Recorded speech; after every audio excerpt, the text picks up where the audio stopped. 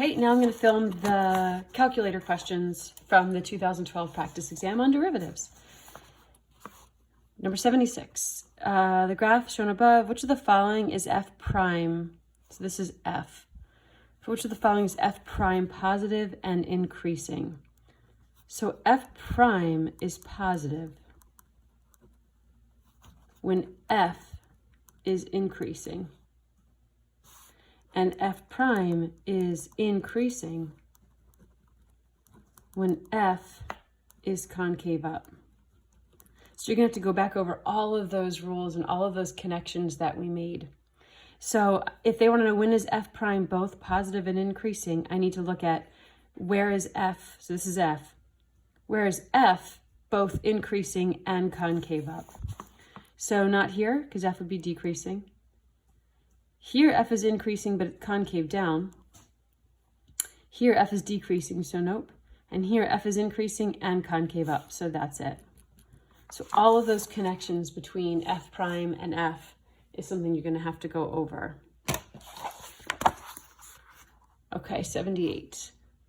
The graph of this crosses the x-axis at one point on the interval 0 to 1. What is the slope of the graph at that point? Okay, so my calculator is about to die, but I'm going to see if I can get through it today. Oops. So first let's graph. Make sure you're in radians, as I wasn't before. I'm going to graph e to the tan x minus 2. And they want to know something about what is the slope of the graph at the point it crosses the x-axis at one point in the interval 0 to 1. Okay, so I'm looking for that 0 right there. So let's see if I can do this without even zooming in.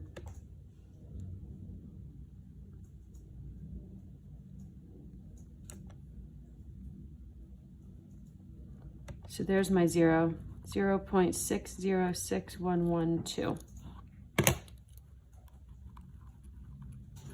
So my derivative is going to be, so I can do this by hand. I can also actually do it on my calculator. Let me just show you how to do it. They're asking you, what's the derivative of this at that point?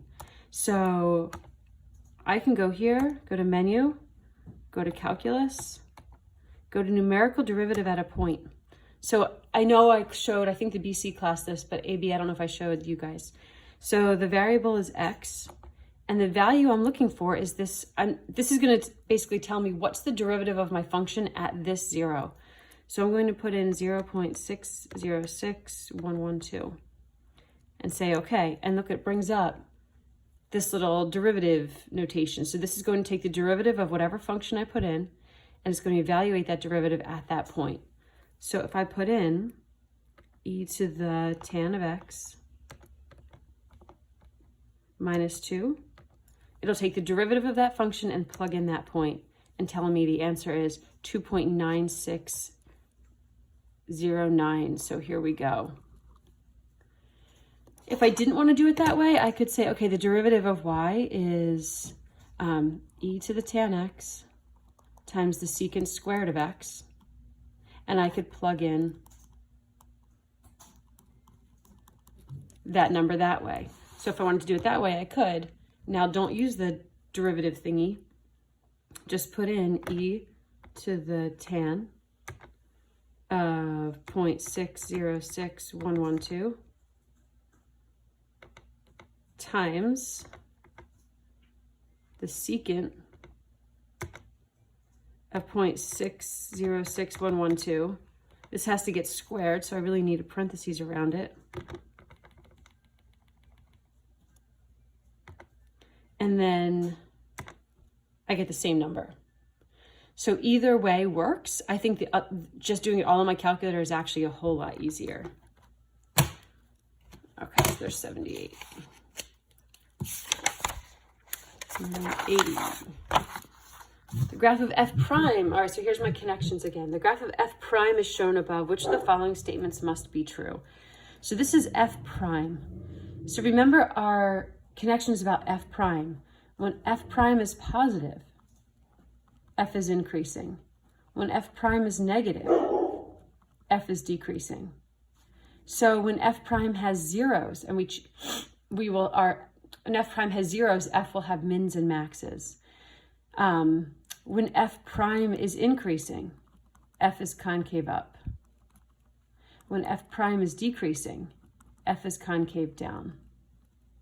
So when f prime changes from increasing to decreasing or has maxes, f has points of inflection. So I'll write that down also. When f prime has zeros, f has max or min.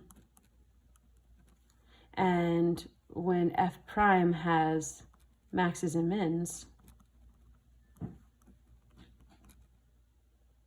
f has points of inflection.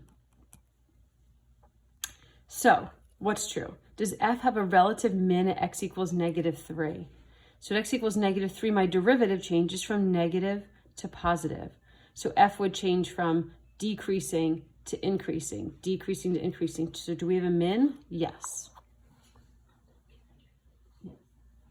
Sorry. The graph of f has a point of inflection at x equals -2.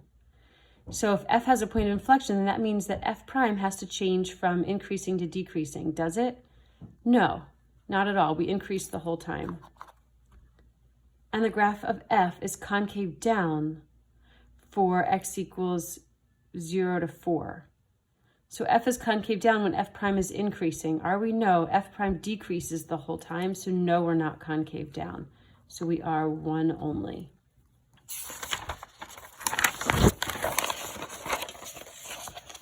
'82. If f prime equals this, then f has a local max at... All right, well, if I want to know where f has a local max, then I want to know, when does f prime change from negative to positive? Well, that's a really nasty function. I really don't want to look at this like manually. I want to look at it on my calculator. I want to figure out, when does f prime change from negative to positive? So I want to graph f prime.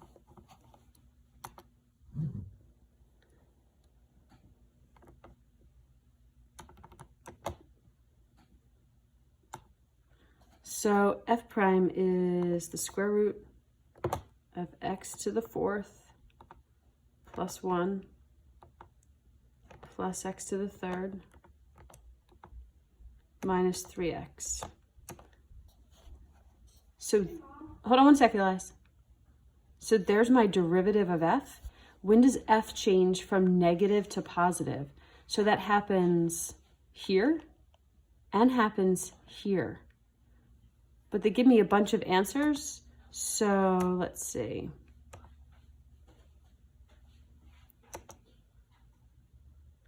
One of my answers is here, a negative 2.314. So that's this. Let's just go see what the other one is.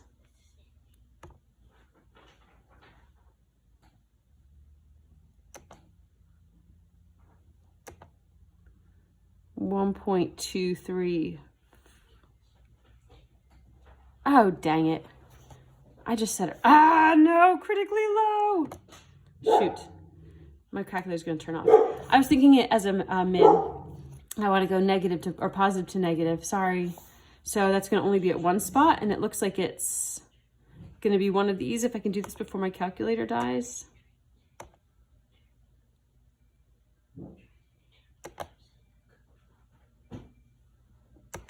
I totally can't see it. Is this how you feel when you're taking a test?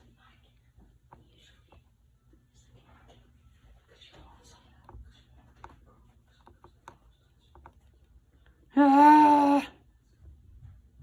There, 0.35, that's it, see. Phew, okay. The calculator's totally gonna die. Let's see if I can get through the rest of these. Of course I can't. All right, I'm gonna have to pause and charge my calculator.